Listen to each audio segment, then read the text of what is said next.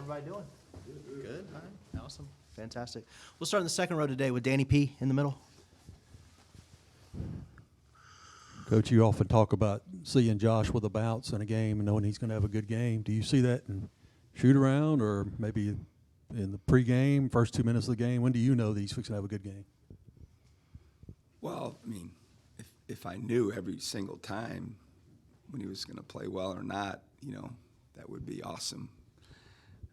It's more of a hunch, if you will, with the experience that I have of being around, him for almost 3 years now as we come down the stretch here. But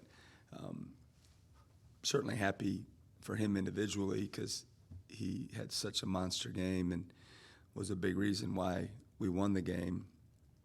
But equally important for me was how he did it.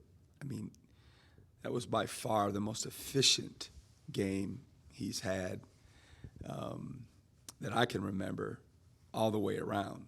I mean, he just was really, really good. And not just with the minutes on the floor, with his presence in our huddles and our shoot-arounds. I've talked about his leadership ability before, and it continues to grow. And he's just getting more and more comfortable with understanding when and how. And in this day and age, I think that's difficult for players to understand that and to pick your spots, to be received well. And he's doing a much better job of it. And like I said, he just was terrific on Saturday. We'll go to the front row to Coach's right with Jacob. Auburn obviously promoted from within to bring in a new head coach. Have you noticed anything different about a Stephen Pearl coach team versus Bruce? Not a whole lot, to be honest. Very similar structure in terms of schemes of what they're trying to do on both ends of the floor. They got an offensive coordinator that is very respected in our industry, and so it's similar that way. They might be running a little more ball screens maybe than the flex that kind of everything's built around with their system than they have. But I'm not in their meetings or huddles, and I don't watch them every game, obviously. But from what I've seen thus far, that would be something that's a little bit different. And again, it certainly could be because of their personnel or what have you. But for the most part, it's a similar structure. We'll stay on the front row to Coach's left with Colin and then Sam. With Josh and what he's been able to do over the 3 years so far here, I mean, what has that meant to you as a coach, that he chose this program for one, but also how much does that impact your building process with this program and the future team going forward? Yeah, we're early to talk about, the next year's team. We still got a lot of basketball yet to be played. But when you get to that point of trying to construct next year's team, and that's where it's at. I mean, I've said that since I've arrived that, it's not about building a program anymore. And people didn't necessarily love that I said that in my first press conference, but it was unfortunately the truth of where it was at and where it was going. Now, when I said that then, and I say it now, that has nothing to do with culture and standards and expectations and how you run your program and how, the kids are obviously the biggest deal inside of a program and who you bring in, et cetera. But when you get to that point,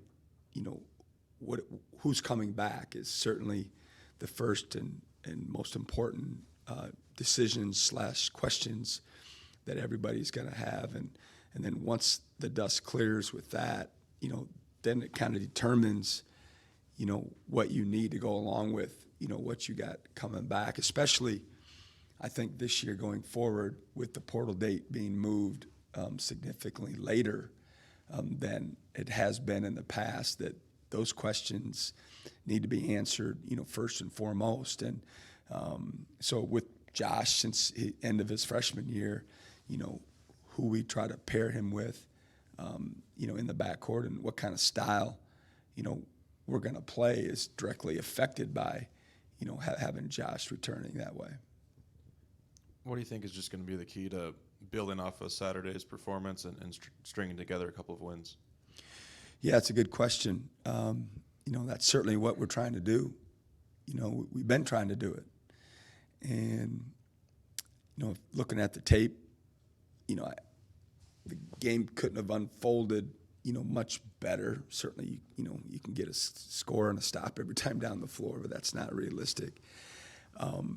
The way we envisioned it, we didn't play great, the last 5-7 minutes of the game, but on the road in a rivalry game, that's the one thing that you got to gripe about as a coach or as a fan or whoever. I mean, I think we all would live with that. Now it's just, hey, we've been preaching this and this and that, and look at all these possessions that we did this and this and that, and the results, both in the offense and the defensive end of the floor. I thought we had a little more bite to us, guarding the ball. We used that segment against Tennessee in the second half where we ran on a run, to have a chance to get back in the game. We never got to that point, but we played with a little more edge, on both ends of the floor. And, that was the takeaway of, hey, we've got to bottle that up, and we're capable of that against really good teams.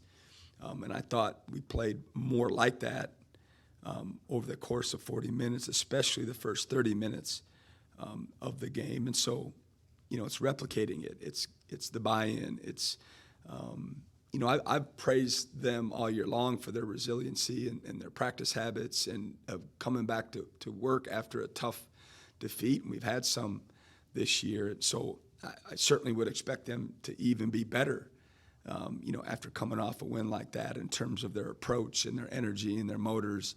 And I congratulated, obviously, all of them, but I thought everybody that was there, that was on the bus, was all in. It didn't matter if they played or not played.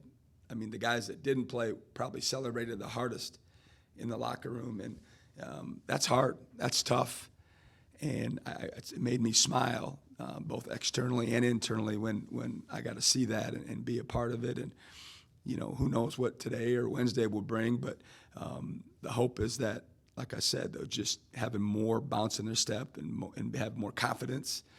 Certainly winning and playing well gives you confidence individually and collectively, and hopefully that's the result. Go ahead, Jacob. You've already done it this year, and a lot of people across the country do it as well. But what's that dynamic like whenever you go against a former player like you're going to on Wednesday? Yeah, I really haven't thought about it. We've already done it, and like you mentioned, it's just an added dynamic to the norm now. That's just going to be normal across the country, and he'll be on the scouting report like every other player will be that plays for the other team, and I don't think too much about it, to be honest with you. Anything else? All right, we'll go back to Sam. Just kind of on Murphy, just what have you seen out of his season so far and his impact on Auburn? Yeah, I mean, it's 11 a.m. on Monday, and I've certainly, done some work. I'm not as deep as I will be as the prep unfolds. Certainly our staff's way ahead of me, and our first meeting, is after the media to get deeper into them as a staff. So I wouldn't be an intelligent answer if I gave one, to be honest with you. All right, thank you, guys. Thanks.